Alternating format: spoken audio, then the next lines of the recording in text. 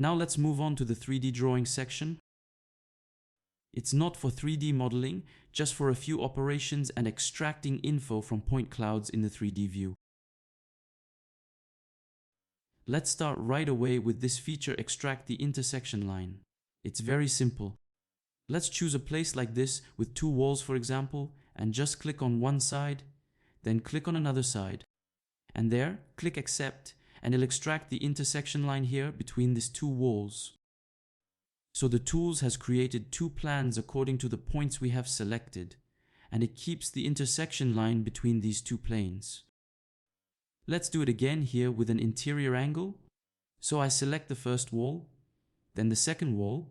Do you want to accept the current result? Yes, and there it is. So what's the point of extracting these lines? Well, I can, for example, measure the distance between those 2 points now. So how long is this segment? I go to Properties, and here it's in millimeters, so the distance is about 6 meters 42. Alright, let's go back on the ribbon. If I click the drop-down menu, you'll see I can extract other things like the corner point, the cylinder axis, or the sphere center. In this point cloud, let's try extracting a corner point, since we don't have here any spheres or cylinders to experiment with. So let's select a first plane, then a second plane, and here, as you can see, I also need to select a third plane.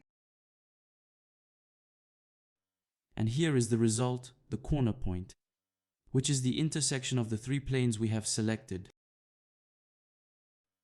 Alright, let's continue with the tool called Fit Plane. So, the Fit Plane tool lets you quickly create a plane. When you select it, you'll see a white circle appear, and by holding Shift and using the scroll wheel, you can adjust the size of that circle. This circle represents the analysis area. So I'll reduce it to match the size of this wall surface, and then I just have to click. And that's it, my surface has been created. As you can see, this rectangular surface is now generated, and it will actually be useful later on in the tools section. We'll come back to that and explore it in more detail in the next videos. But first, let's finish our overview of the 3D drawing section. So, fit a cylinder, fit a cone, and fit a sphere, as you can imagine, are tools that let you fit these different geometries.